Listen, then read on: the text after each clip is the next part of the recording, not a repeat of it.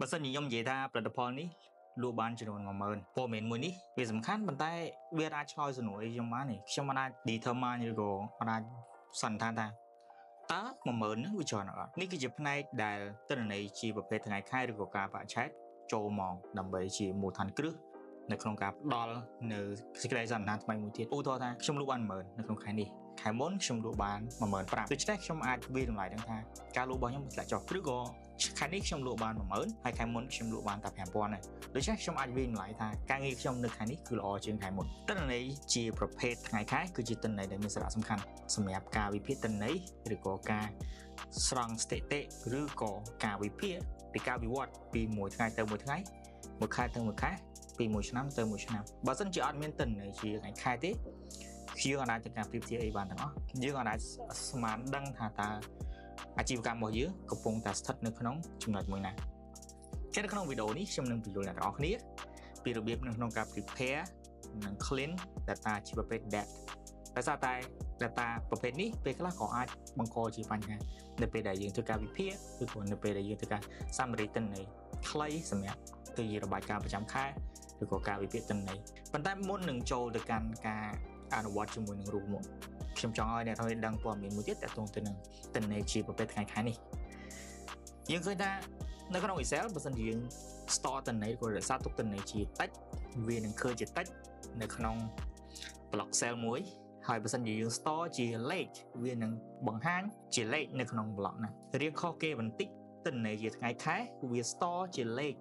នៅក្នុង column cell អញ្ចឹងបើសិនជាអ្នកនរគ្នាវាយលេខ1នៅក្នុង cell ណាមួយបន្តមកអ្នកនរគ្នាចូល format ហើយចុច convert ទៅជា date វានឹងបង្ហាញថ្ងៃ1ខែ1 1900ហេតុអីអញ្ចឹងពីព្រោះថានៅក្នុងកម្មវិធី Excel ថ្ងៃខែគឺចាប់ផ្ដើមពីថ្ងៃ1ខែ1ឆ្នាំ1900មកហើយវាដេញតគ្នារហូតជាស៊េរីប៉ុន្តែអ្វីដែលយើងមើលឃើញនោះគឺយើងមើលឃើញជាថ្ងៃខែប៉ុន្តែនៅពីក្រោយខ្នង Excel convert ថ្ងៃខែហ្នឹងដែលយើងមើលឃើញហ្នឹងវា store ជាលក្ខណៈ number ចឹងនៅក្នុងវីដេអូនេះខ្ញុំនឹងបញ្យល់អ្នកនរគ្នាពីរូបមន្ត date value ហើយនឹងរូបមន្ត date ហើយយើងបូកជាមួយនឹងរូបមន្តមួយចំនួនទៀតដូចជា right mid និង left ដើម្បីធ្វើការ convert តួលេខដែលមិនមែនជា date ឲ្យទៅជា date ហើយខ្ញុំក៏ show អ្នកទាំងអស់គ្នាដែរពីរបៀបនៅក្នុងការចិញ្ច្រាំថ្ងៃខែឲ្យខ្លាចទៅជា month ហើយនឹង year ដើម្បីយើងងាយស្រួលនៅក្នុងការទាញយកទិន្នន័យទាំងអស់នោះមកធ្វើការ comparison រវាងពីខែ1ទៅខែ1ពី Q1 ទៅ Q1 និងពីឆ្នាំ1ទៅឆ្នាំ1អញ្ចឹងកុំឲ្យខាតពេកចូលទៅកាន់វីដេអូជាមួយនឹងខ្ញុំនៅក្នុង file Excel នេះខ្ញុំមាន date ចំនួន3ដែល2គឺជាប្រភេទ date ហើយមួយទៀតជាប្រភេទ text តែមើលទៅដូច date ចឹងចឹងនៅពេលដែលអ្នកទាំងអស់គ្នាដកទិន្នន័យឬក៏ទាញទិន្នន័យចេញពី system មកពេលខ្លះយើងមាន date format ប៉ុន្តែវាមើលទៅពិបាកមើលអញ្ចឹងដំបូងយើងត្រូវ convert វាទៅជាប្រភេទទិន្នន័យដែលងាយមើលសិនឧទាហរណ៍ដូចនៅក្នុង column B5 នេះចឹងខ្ញុំមិនអាចដឹងថាមួយណាជាថ្ងៃហើយមួយណាជាខែអញ្ចឹងដើម្បីធ្វើឲ្យវាច្បាស់លាស់ខ្ញុំគ្រាន់តែចូលទៅកាន់កន្លែង cell E2 នេះខ្ញុំវាយពាក្យថាស្មើតិចតោះមកខ្ញុំ select ទៅលើ value នៅ column B5 B1 ហើយខ្ញុំមកសាញនៅក្នុងវងកញ្ចក់នេះគឺដំបូងគេឲ្យយើងដាក់ value គឺជាតម្លៃតែខ្ញុំ select គឺ B5 បន្ទាប់មកគេឲ្យខ្ញុំ format text អញ្ចឹងខ្ញុំនឹង format វាទៅតាមថ្ងៃខែដែលខ្ញុំចង់បានអញ្ចឹងក្នុងនេះខ្ញុំចង់បានឲ្យវាចេញថ្ងៃមុន /1 បន្ទាប់មកឈ្មោះខែប៉ុន្តែយកតែ3ខ្ទង់ខាងមុខទេ/មួយទៀតហើយបន្ទាប់មកខ្ញុំឲ្យវាចេញជាឆ្នាំ4ខ្ទង់ខ្ញុំចុចពេញកណ្ដោ2ខ្ញុំបិទវងកញ្ចក់ចុច enter ចឹងឥឡូវខ្ញុំឃើញថា data របស់ខ្ញុំ clear ជាងមុនគឺថ្ងៃ2ខែ1 2024បន្ទាប់មកនៅខាងក្រោមនេះយើងក៏អាចជួបជាប្រភេទទិន្នន័យដូចគ្នាចឹងយើងត្រូវប្រើរូបមន្ត date ស្មើ date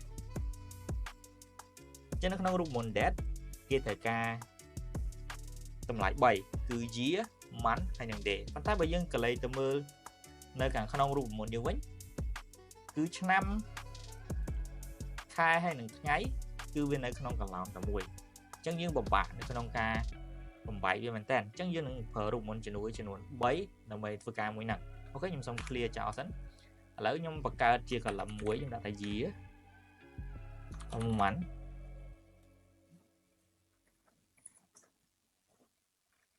តោះមកតែ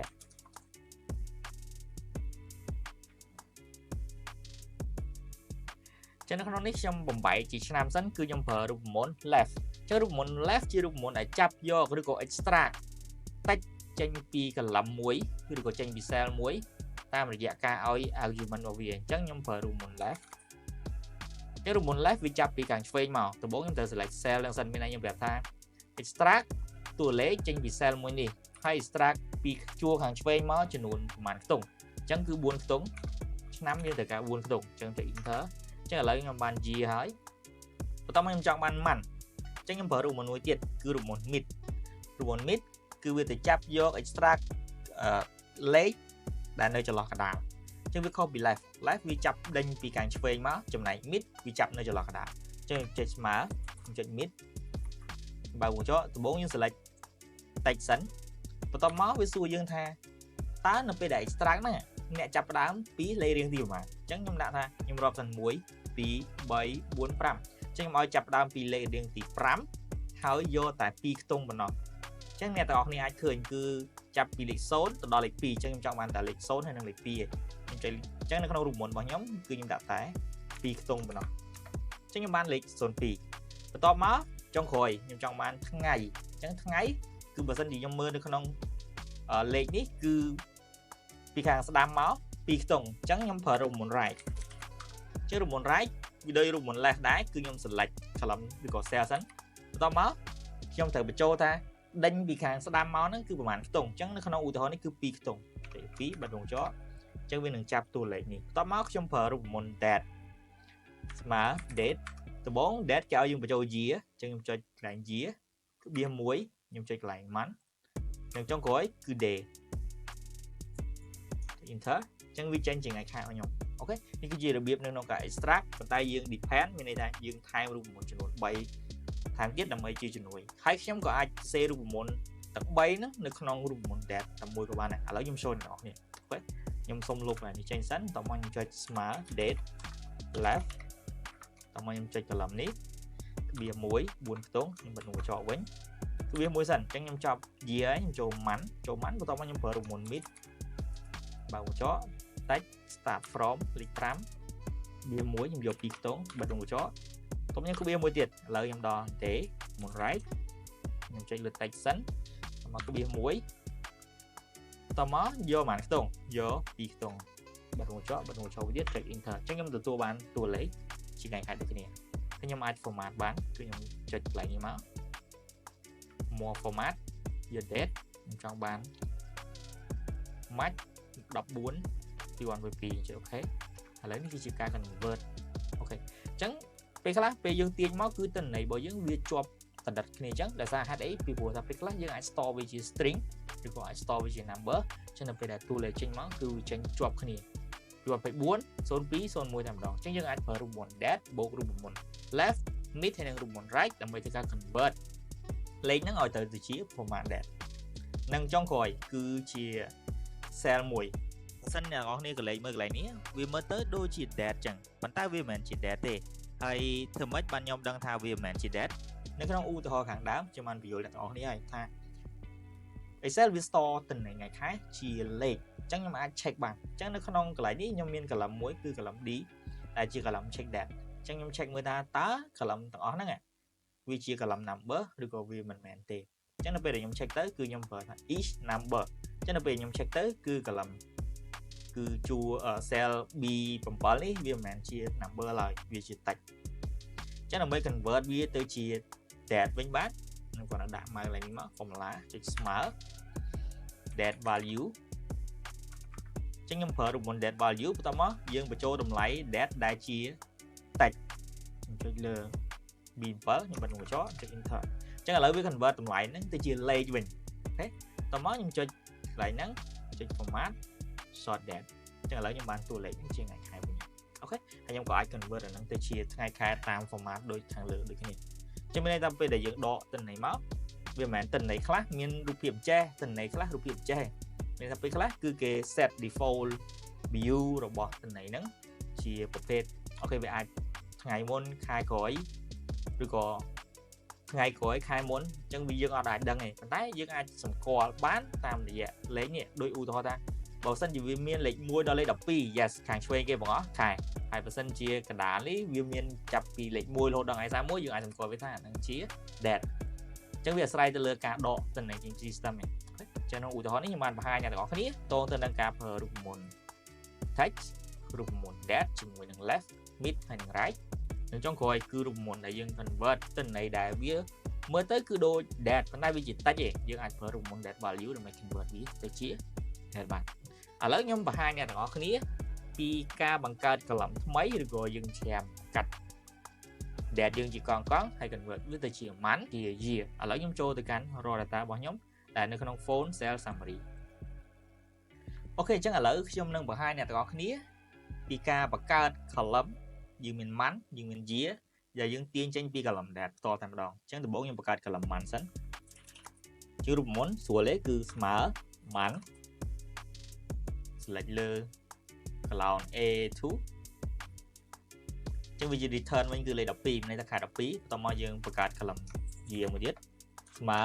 គ្នាគឺ year បន្ទាប់មកយើង select ថ្ងៃខែខ្ញុំបញ្ចូលចោចឹងវាបាន return ឆ្នាំ2022អូខេប៉ុន្តែបើសិនជាអ្នកនរគ្នាចង់ឲ្យវាមើលទៅស្អាតជាងមុនឬក៏យើងចង់មើលជាប្រភេទខែបូកឆ្នាំខ្ញុំអាចធ្វើបានចឹងយើងស្មើ year month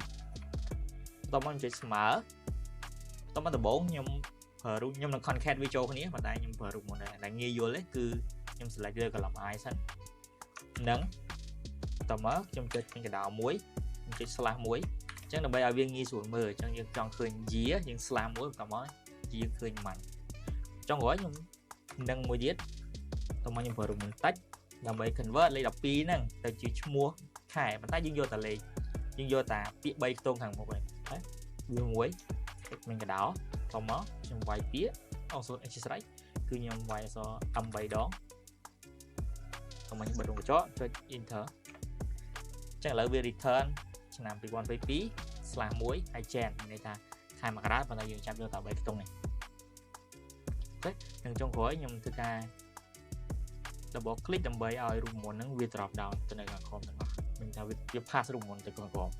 ចឹងអំបញ្ញមិញនេះអ្នកទាំងអស់គ្នាបានឃើញពីរបៀបនៅក្នុងការប្រើប្រាស់រូបមន្ត